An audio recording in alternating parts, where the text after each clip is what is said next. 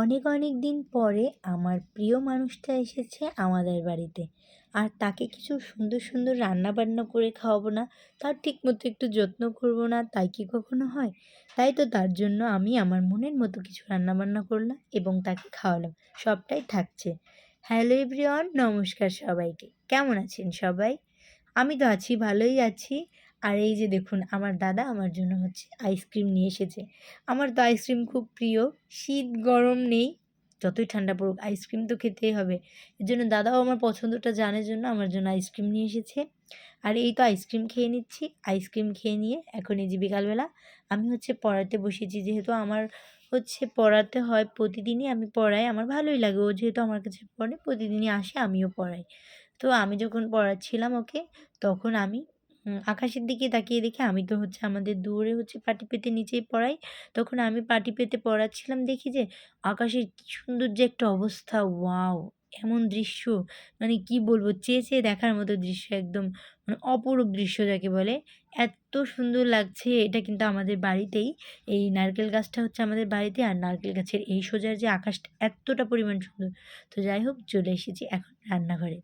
রান্নাঘরে এসেই দেখছি আমার বিড়ালটা অনেক ডাকাডাকি করছিল, মানে তার খিদে পেয়েছে। তো এই তো তাকে একটু দুধ খেতে দিলাম। বাড়িতে যেহেতু দুধ ছিল আর সে যেহেতু পছন্দ করে, এজন্য তাকে বাটিতে দুধ দিয়ে দিলাম। দিয়ে আমি চা করে নিয়েছি, চা বিস্কিট। দাদা এসেছে অনেকক্ষণ হয়ে গেছে। দাদাকে কিছুই করে খাওয়াতে পারিনি। কারণ মা তো নেই, এজন্য আমার একা একাই সব সামলাতে হচ্ছে। এবার চাটা করে দিয়ে চলে এসেছি সরাসরি রান্নাঘরে। রান্না করব জন্য। আজকে অনেক কিছুই রান্না করার ইচ্ছা আছে। বললাম না, প্রিয় মানুষ এসেছে। অনেকদিন পরে আমার পিসেমশাই এসেছে। তো ইচ্ছা করলো আমি নিজে হাতে পিসেমশাইকে কিছু রান্না করে খাওয়াই।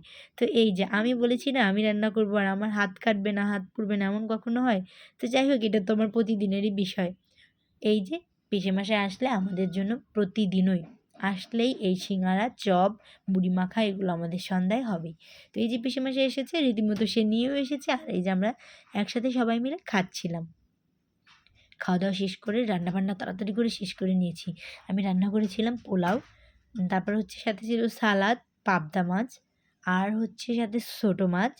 আমি তেমন একটা রান্না করতে পারি না, বাট তবুও চেষ্টা করেছি। ডিমের কোরমা, আর এখানে ঝাল, ঝাল করে চিকেন করেছি। তো এইগুলোই ছিল আজকের আইটেমে। কারণ আমি তো একা, একা আর এত কিছু তো আর রান্না করতে পারব না। তো যা পেরেছি তাই রান্না করেছি। কারণ আমার অনেকদিন ধরে ইচ্ছা ছিল যে আমার পিসেমশাইকে নিজে হাতে রান্না করে খাওয়াবো।